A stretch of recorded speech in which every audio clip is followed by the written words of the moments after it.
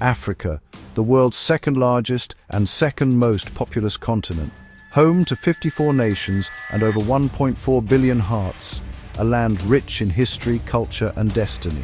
A young continent, vibrant, dynamic, restless and rising. Desperate situations, they say, call for desperate measures. At this critical point in time, Africa yearns for total growth, technological, economic and social. A continent ready to harness her vast natural resources. Resources the world so badly needs, like yesterday. Africa must now add value to her gifts.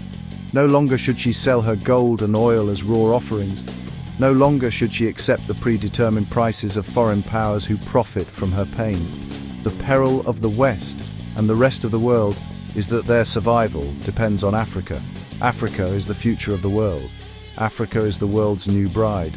The earlier we come to this realization, the better. For the world has run out of stockpiles, out of resources, out of ideas. Yet they wear an arrogant mask, in a desperate bid to pillage us once more. Africa has never truly been one people. We lived apart, sometimes as friends, sometimes as foes, each nation guarding its own.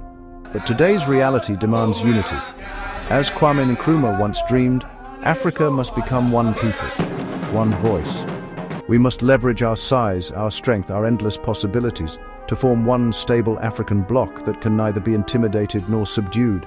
The imperialists, the World Bank, the IMF, USAID, have long enslaved us through loans, aid, and deceptive generosity. Their so-called assistance kept us bent, our economies crippled by conditionalities. The structural adjustment program was the poison that kept us underdeveloped, by design. But the dark days are over. A new Africa has emerged, the African nation. No longer shall we be Nigerians, Ghanaians, Kenyans, or South Africans, but Africans, one people, one destiny. We shall speak with one voice, stand with one resolve, and chart one future together. Yet a question remains: is Africa ready? For one president? Perhaps not yet. For unity begins not with one ruler, but with one voice, one purpose. Let us build strong economies, forge trade across our borders, advance in technology, and educate our children.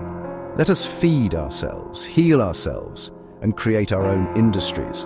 Our cars, our computers, our medicines, our food. A self-sufficient Africa, strong enough to trade with the world as an equal, never again as a beggar. Africa is bigger than one man. We cannot place the weight of a continent on untested shoulders. Too many of our leaders were never prepared to lead. They found themselves in power by chance and lost themselves to greed. Leadership must be taught, from childhood to adulthood. We must raise a generation that leads with integrity and purpose. Every leader must be accountable, watched, checked, balanced. For Africa deserves nothing less than justice and discipline. Africa must not be led by one man, but by many hands, divided into regions, each with its own president, yet united in one purpose. Together they will vote. Together they will decide.